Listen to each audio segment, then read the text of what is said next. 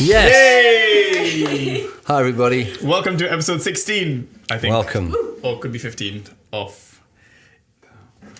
Did you ever watch like the old Batman series when they had the Biff? That was amazing. I did. I'm that old. Yep. Yeah. Well, I watched it as well. So how come? How come you? Because you're a young stripling. Is that the right word? A sapling. Stripling. Wow, let's quickly move on. This is why we love having a live show. So what? Why? Live How show come you stripling. saw? How come you saw Batman in the old Adam West? No, was it Adam West? The actor. The Biff Bang Pow. Yeah, when they used to Well, go back, they used to throw each Yeah. other against Yeah. the baddies, and you know, it was hilarious. It was So Anyway, maybe, carry on. maybe just came out a few years They did after repeats and then- when must be very recent because you're so young. I am. In my early 20s. You're one of the Okay. youngest people Early 30s. I've ever met. One of the youngest Indian people. The you've youngest ever met? people in the world. Wow. You're That so would be- young. Carry on. Welcome to episode number Well- 15 or 16 of Live Lunch. This is a live episode of a conversation with Joel Virgo, who leads Emmanuel in Brighton. Just so you know, next week we're preaching on anger, and Joel's just come out of a meeting where they've discussed what the preach is going to be like, which is why Yeah. I'm sensing Some anger. some anger. He's lived the preach. I think it's good to get it out of the way. That's what we're going to preach. Just get your anger out. Get it out. Just let it out. Just Yes. channel it out, and that's the way to deal with it. That's what Jesus said. He did. In the KJV version, which is the King Joel Virgo version. Very good. Very good. I often refer to you as KJV. Oh my God. Okay, Yeah, well, now you know. Kevin. Yeah. Kevin and Joel Virgo. Yeah. So this Sunday was Yes. our big gift day Sunday at Emmanuel, a massive Yeah. Sunday, a milestone Sunday for us. Yes. It was a privilege to be a part of it. Yeah. And in all the prayer meetings and just being a part of the buzz that's going on at Emmanuel as we do this gift day. Yes. Why are we doing this gift day? Well, we're starting a new site. We've got another location that we're launching this year, and it's going to become a big challenge for us to buy the property and develop the property. So we're actually naming the figure of $500,000. Wow. And so we've never raised that much in one gift day. So this is a bit of a crazy season for us. But we are we had the gift day on Sunday, and what happens with all gift days at Emmanuel is that there's a few more Sunday. Well, usually the following Sunday we do another opportunity for people who are away, but. In reality, we'll keep it open for just a few weeks while people pray and get their thoughts together, get their plans together, and we need a miracle from God. I mean, we're going to raise a lot of money, but to get to anywhere near $500,000 will take a big miracle. So we're praying and praying and praying. We've got meetings happening through the next few weeks in various places to pray for a breakthrough.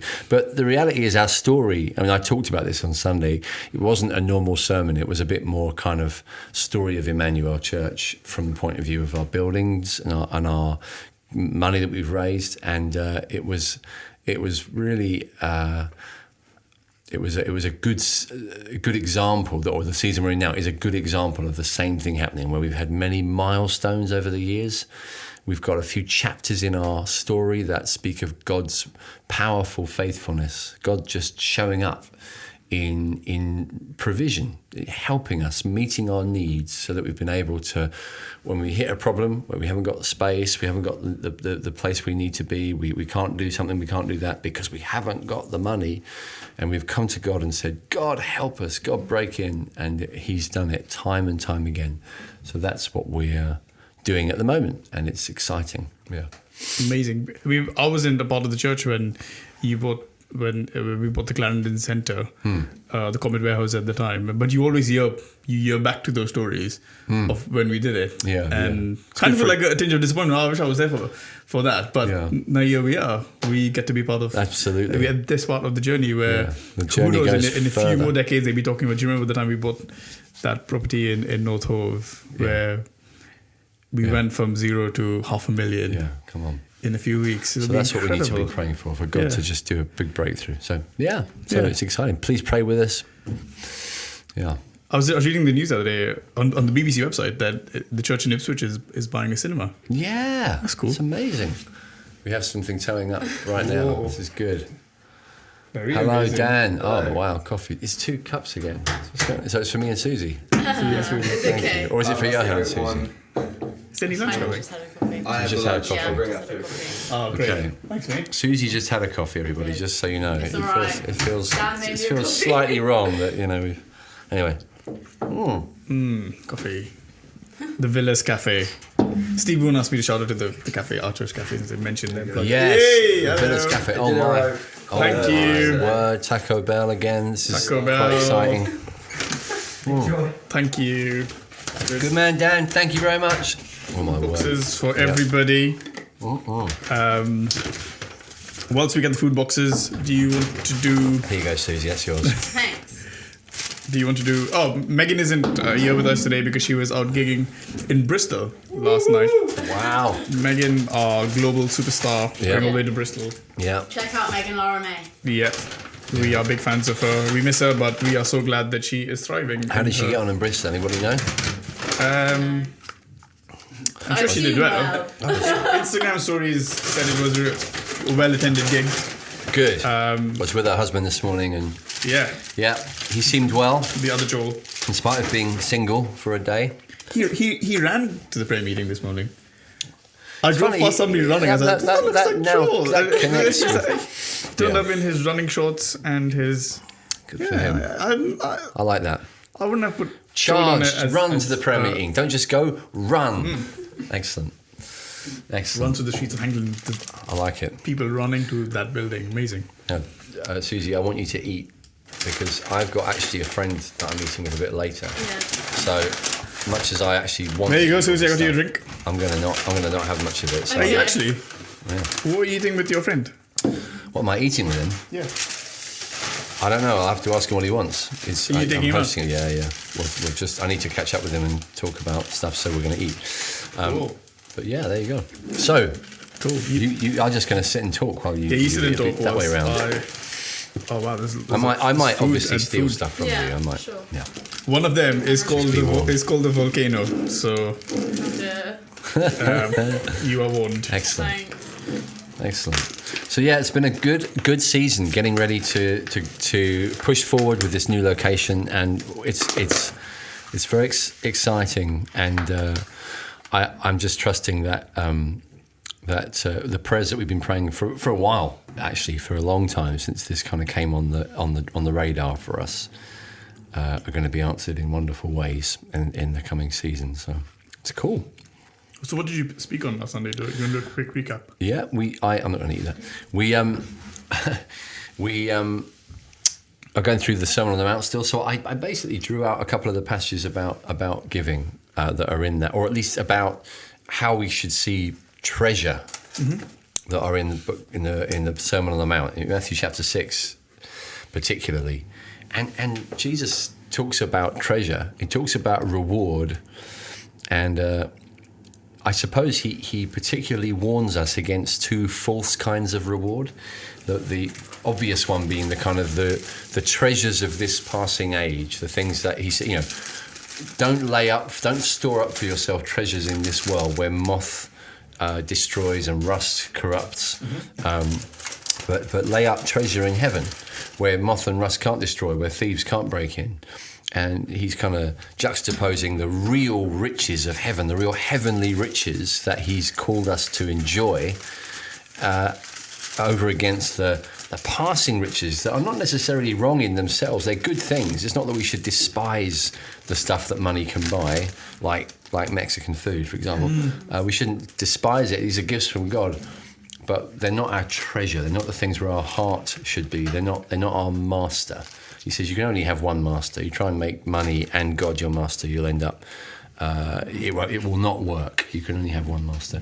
So that's the stuff. That's what we're preaching on, and applying it particularly to the gifting. Yeah. So good. So I managed to finish my spiel mid Yohaan eating. So Wow. The food, not the summary. do you want some of that? I've got my coffee. Okay. I'm trying to drink healthy because I'm running the Brighton Marathon 10K in a few weeks. You should have run to the prayer meeting. I went for a run last night. Okay. How far? 8 kilometers. Oh, that's good. Well done. I don't know if I've ever run that far. I go running a lot, but I don't know if I've ever done more than maybe 8 kilometers. So I built up to running I went from couch to 5K. And then I was in Berlin after doing my first 5K. I was in Berlin the next weekend, and the wonderful Steve Horn and Nigel Waller were like, "Oh, we're going to go for a run." And I was like, "There's no way I'm going to run at your distance or pace." Yeah. And then we did a 10K around Berlin. And so I went from 5K to 10K in one run. Wow. So I think it's doable. I think the 10K is a good distance. Steve Horn was helping you. Steve Horn and Nigel Waller carried me on their shoulders. That does make a difference. That makes it a little easier. Yeah, I think running with people makes such a big difference. Having people carry you. Having people carry you easier. makes a big difference. Yeah, no, that makes a difference for me. Like, why are you carrying this Indian guy around Berlin?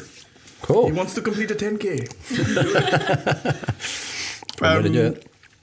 Sorry, I said I wasn't going to eat, but now I've seen these salsa and I'm going to have some little. This is just a starter.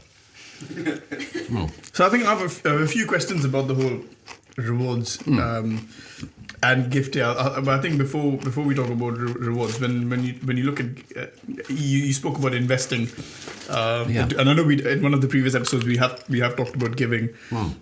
So I think one of the previous episodes goes into money and how we give. So I don't want to go into that too much. But one of the things that you said was you can't bet too much on a horse that you know is guaranteed to win. Yeah. If it's the only horse on the race course, you can't invest too much. Yeah. And yet I feel like we struggle to invest. So you're right. If there was only one horse in the race, I would put all my money on that horse, knowing that it would be multiplied, guaranteed. Should we have that sort of an expectation when we give into a gift day or into an offering, giving to the kingdom? Should we have an investment kind of mentality? Is there like a formula that if I put in £1,000, I'm going to get back £10,000 or £100,000? Right. What's it like? There's no formula in the sense that it doesn't work in a predictable way like that. And I think if it did, it would be almost impossible for us to genuinely trust God and to treasure Him, because really we would be treating Him like a slot machine, like a system and a method, and it becomes it becomes obvious. Actually, the reason I'm doing this is for a mercenary kind of reward. The reality is that trusting God will mean that we're having to leave things in His hands. Say, God, I know that you're faithful. I don't know how you're going to show your faithfulness in this situation. I don't know how. Maybe for a while I won't see how you've shown your faithfulness, but I still believe that you are faithful. And so we have a mixture of experiences. We have seasons where we're trusting God in the dark, and then seasons when He does something extraordinary that doesn't make any sense except for His miraculous. You know, we and the more we do it, the more we trust Him, the more we get both. You know, that's the thing that's fascinating. Even in the times where it's most peculiar and you're most confused about, where's God? Why hasn't He shown up? Like He showed up for that guy or that lady. That, you know, they had these stories, but I haven't got one yet. You have those times, but you also have times where God does show up. The more you trust Him, the more you'll have that mixture. And the thing is, the times when He does show up are often so remarkable that they kind of help you to understand, you know, to see through the dark times. They help you to just give you further confidence that I know God too well. I know that He's trustworthy. He's got my back. And obviously, we've always got the cross. We've always got the ultimate expression of God's faithfulness to lean back on anyway. So we're so well provided for in our seasons of need that we can just keep trusting Him. Susie, you said you had a story from a money story. Yeah, I do. I think the battle is getting to a place of trust. So it was coming up to February and I wasn't going to make my rent this year. And I was reading in Matthew about all these amazing stories of God doing miracles. And I was like, God, I just don't feel like I'm trusting you. And I was in the park and I was reading about God doing all these, like Jesus just doing these amazing things. And I was like, okay, I'm not leaving this park until I've settled in my heart that you are faithful, and even if I don't get the money, that I can trust you. And so I just walked around just praying and chatting to God, and after about an hour I got to a place of trust where I didn't know if I would get the money, but I was like, God, I know that you're faithful. And then the next morning I woke up and it was February the 1st and my rent was due, and I opened my phone and there was a text from my grandparents saying, we just felt like we should give you some money. So literally on the morning where I needed some money, the right amount was dropped into my bank account, Wow. which was amazing. But the real thing was learning to trust That's God. fantastic. He got me to a What place a where I was story. like, I know you're faithful, and Yeah. I've seen it, and you said whatever you ask, you'll get it, and I know you're good to me. So that was the real win, not the money. It was like, I can trust you. Wow. That's so good. We'll And be I know dropping Susie's bank details in the description if anybody wants to text It didn't her. apply for money. yeah, and I know you're a landlord as well. You would have been out on the pavement. Yeah. That's fantastic. That is a great story. Shut up. That's great. Yeah. Do you have any good giving stories? Yeah, I do. I had one interesting one that might help us. I mean, I shared this actually with the church a couple of months ago. So, but it's interesting that when in 2 Corinthians Paul talks about God providing seed for sowing. So it's like God gives us stuff so that we can give more. so sometimes that God shows up and helps you to financially so that you're able to. Anyway, the reason I say that is because a recent example for me and for my wife is that we gave much more in the summer gift day last year. The spring gift day last year than we had planned to. We gave way more than our budget. And then we thought that means we won't be able to give anything to our gift days later in the year. And I thought, well, only if God doesn't show up to give us more money to give away. Because we just felt, no, we really want to go crazy with this spring gift day. So we did. And I said, God, if you want us to give more, if you want us to give again in the next gift day, then a few months later, then you're going to have to provide for us to do that. And that's exactly what happened. It's just literally in the days building up to the gift day, we had another gift come in that was amazing. Exactly the amount that we would have budgeted to give. So it's just fun. Just stuff like that happens, and it's like, and we're kind of doing that at the moment. We're just saying, God, we're going to stretch, and we're going to trust that you'll give us more to give later in the year. Brilliant. Yeah, I think budgeting to give sounds like a contradiction. Like you set a budget so you can give a certain amount away. But it's not. It's actually quite appropriate to actually plan your year. How much can I give away? And then, even within that, to sometimes say to God, right, I'd like to give more than I budgeted for, and see whether you make it possible for me to give even more. And I think God loves to get involved in that kind of faith. Yeah, I was going to ask, how do you tie in being a good steward with being generous and trusting God? Because I think it's like you hear an amazing preacher, like, I want to be generous. Yeah. But it's just not wise to. Yeah.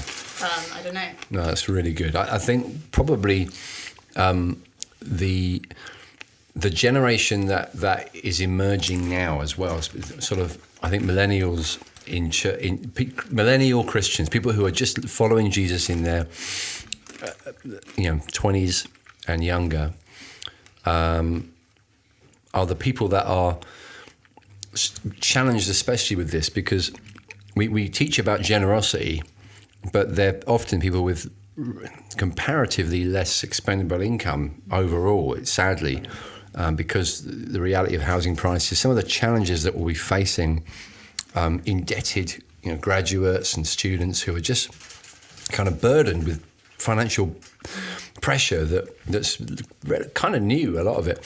And so we have to explain as much as possible that the Bible doesn't just say be generous. It says steward, it's plan, budget well, be good with money, be smart with money, make money, do well with money, but always doing it so that you can be more generous. Yeah.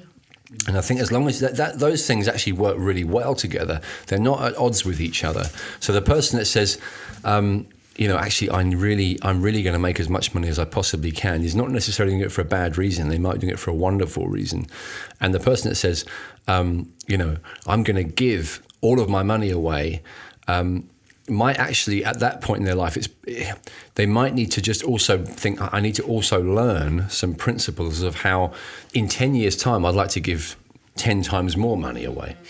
And so I think the students, relatively less cash to throw around, to be thinking not just, let's give money away now, but thinking as time goes on, how can I set my life up so that all my money doesn't get wasted up the wall when in the next 10 years, I want to make sure I haven't taken out applications for 1,000 gyms and spent money on phone apps I don't need and technology and just blasted all my money on booze or whatever. Just what are the wise decisions you're making now, which mean in a few years' time you can actually give more than you're giving now. I think just those are huge things, and that's why we're doing the Thrive Money course in small groups in Emmanuel at the moment, because we're trying to help millennials especially to really gear up for this. Brilliant. I guess that the next few questions that I'd like to talk to you about, or the next few bits that I'd like to talk to you about is the whole rewards thing. Yeah. Is expecting to be rewarded for your good works or your generosity, how does that work with... It feels quite selfish. It's like, this is a reward for me. Shouldn't I be just having unselfish motives and doing things all for God's glory and not considering my the remuneration or the reward or whatever that's going to come back to me? Yeah. How do you hold the two together? Well, it's interesting. I think one of the best ways of helping explain this is one of C.S. Lewis's illustrations in one of his writings, where he says that there's the person that marries somebody because they're wealthy. Say a guy marries a young woman and he's excited about marrying her because she's loaded. And so he thinks, I cannot wait to marry her because I'll have access to all that cash that she has. We would rightly condemn that as a motive. We would see that as mercenary and shallow and selfish. If the guy's attitude is, I don't know anything about how much money she's got, I just can't wait to spend my life with her. I can't wait for my wedding day because I want to be with her. I want to spend the rest of my life with her. He's also looking for a reward. He's hungry for a reward, but we don't see that as selfish. We don't see that as kind of shallow and cheap and mercenary. We see it as an expression of love. It's like he just delights in her, and if anything, you could say it's selfish in the sense that it pleases him, but it also honours her. It shows that he's seen something in her that's really beautiful and wonderful and treasured. So I think that helps, because I think the reward theme in the Bible, you cannot get around it. It's just there all the time. Jesus doesn't just say, "Oh, there might be rewards for some of you. Just let's not talk about it. It's a bit awkward and cheap, but yeah, there's rewards in heaven as well." He's quite big about it, and he's upfront about it. He says as an instruction, lay up for yourselves treasure in heaven. He's really clear on it. He's really insistent on it. And it comes through in lots of verses. And not just in the Gospels, but across the Scriptures in all kinds of ways, this theme. But when you start to step back and think, what does it refer to? What's it describing? Well, at least what it's describing is more of Christ. Like Paul says in Philippians 3, I want to know him. You think, that's Paul. I thought you knew Jesus. He said, no, I feel like I don't. I want more of him. I want, just like the bridegroom, just in the illustration, I just want him. And if he's your reward, then seeking more of him is there's nothing shallow about that. That's a very God-glorifying motive. We can't help desiring things. It's how we're wired. It's a bit like, if you tell people love for desiring things, it's like breathing. How can I not desire things? I can't not breathe. I can't not... But it's what we desire. It's the object of our desire that actually is the clue to what's going on in our soul. And if it's wealth, if it's money, if that's the object of our desire, then that's going to become a dangerous master. But if it's more of Jesus, then your soul is going to be freer and freer and freer. So when it does use those verses that sort of rewards in heaven, the reward is the knowledge of God, or the relationship of God, rather than... I think at its very root, that's what it is.